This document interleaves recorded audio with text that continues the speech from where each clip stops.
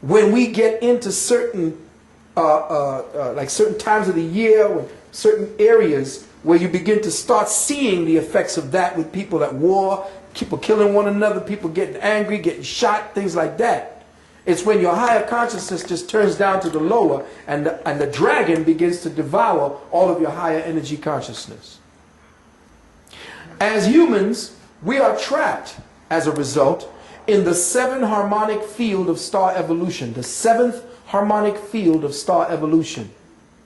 The Dravidians called this particular star harmonic evolution Darvana, D-A-R-V-N-A, or D-A-R-V-N-A,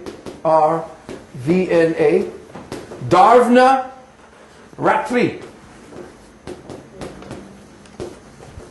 Darvana Ratri. This particular entropic energy is what is called, Darvana Ratri is called the night of frustration. This is when the earth goes into a specific star cluster and everything on the planet begins to become depressed.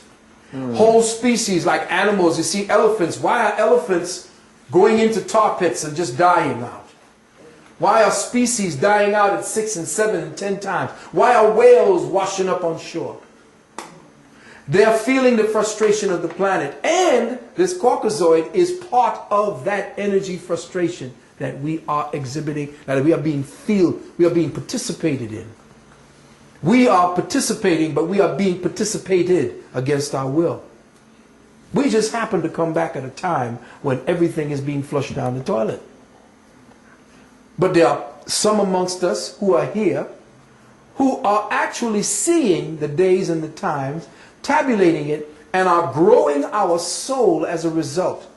There is no superfluous time spent if you spend it in learning, if you spend it in researching yourself, seeing who you are and could be with the next person. Because your soul is growing in light. You are energizing that field that you represent individually. So if the world were to blow up tomorrow, physically, your psycho-spiritual self, the soul energy, would have retained the experience, though you may not have retained the language. And that experience will find the language that allows it to express itself in another life. So it never is lost. So when people come to you and say, live fast, die young, make a pretty corpse, that don't make no sense. That's a fool. You see. So every day that you have the chance, study.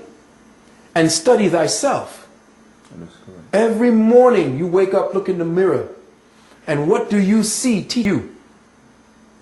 Because the one looking in the mirror is the student. The teacher is the reflection.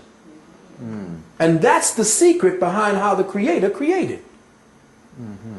You see, the Creator is the student. And you, by your actions and the things that you do every day, what you perceive and receive by experience, the Creator receives in turn. So you have a job to do. You are the teacher of the Creator. And some people say, well, how can you blaspheme? We are here to serve the Creator. No. The Creator serves us so that we may be better and better, so that it may be served in return. It can't know a damn thing if it's pushing you down or telling you you damn forever in hell. Oh shit, I might as well just go ahead. You allow me to do this. If I can do everything that I want to do, why not do everything I want to do? Now you're going to damn me for it? That's the myopic thinking of a prison planet mentality. And that's why our DNA is so frustrated at this time.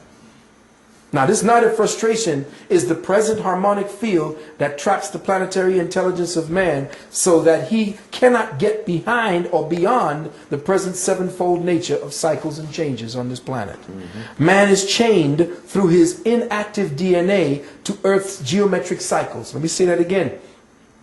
Man is chained to his DNA through the inactive cycles. That's right. To his inactive DNA. In other words, the DNA that is not alive, out of the 6 to the 9, that DNA represents what keeps him entropically chained to the physical planet. and to this reality. That's why they call it gravity. Why do they call it gravity? Because it's essentially a grave. That's what it does. It pulls you in. Life is entropic in its nature, but the spark of the Creator is what moves it forward. So man is chained through his inactive DNA to Earth's geometric cycles. There are 7 days for quote-unquote creation, 7 years to the age of reason, 7 chakras, 7-year cycles for age progression of the cell, 7 seconds, 7 milliseconds, 7 nanoseconds before the phosphine explosions occur toward the inner dimensions of the mind. In other words, at that point where you begin to know yourself, as you raise the 7th chakra, it goes into seconds, then nanoseconds, as you plunge deeper into the well that you represent, that consciousness that you call the Creator. This night of frustration is a point in human consciousness evolution where the physical ordering of the mind must come to the realization that even star evolution does not share any singular space and time indefinitely. In other words, what we're looking at as the stars above us at this time, what we're seeing presently is not and will not remain like that forever. Even the stars are developing and evolving because they are conscious as themselves. You see, the earth is conscious as itself. It knows itself as water. It knows itself as earth. It knows itself as fire. It knows itself as atmosphere. But you see, it does not become conscious of itself until man walks upon it.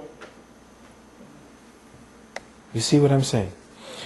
You can't, man, don't get me wrong, sisters, but man is mother, father, son. Mother, father, son, in the ancient Hebrew, which is Iu. Hebrew came from this word, Iu, which is the name of an African god. And the name of the people were the Ius. So the Hebrew himself, Hebrews, I don't call it the Hebrew language or, the fire letters that they have. That's not the Hebrew language. That Hebrew language or the fire letters come from the hieroglyphics of light. See? This is where it came from. So light creates fire. Fire is a condensed value of light. It is a conditioned value of light. All right? And fire being a conditioned value of light would have to extrapolate from light. So the first languaging system were hieroglyphic pictographs that were beamed in the form of light codes that we then translated into what you see as the hieroglyphics, or what I call the Medunecha. So the Medunecha were the first, which means that's the light language. But I call the Hebrew language the Ku Medu, which is the fire language.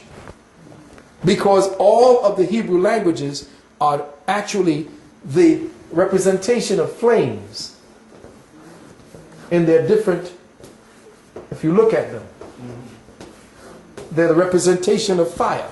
All of them. It's all about the way fire dances. So the flame language, Kumadu, is what we are studying now in this particular part of what we're dealing with as a reality. Now, I don't know if I was going to show you something again. I always get caught up because there's so much to teach and to say before we can get to the questions. I want to make sure I get all of this down so that we have something to work with. Well, let me just put this down. The human body has 12 meridians. We'll come back to that. The earth has 12 meridians. All are connected to the 12 meridians, light beams of the star constellations, the 12 star constellations called the zodiac. All of the 12 star constellations, all of the 12 meridians of the earth and the 12 meridians of humanity are interconnected to form new thresholds of awareness. That means how they interplay one with the other can provide the doorway for humanity to come out of the present perception and into another reality. Their interplay can be seen in the form of helical energy patterns that match the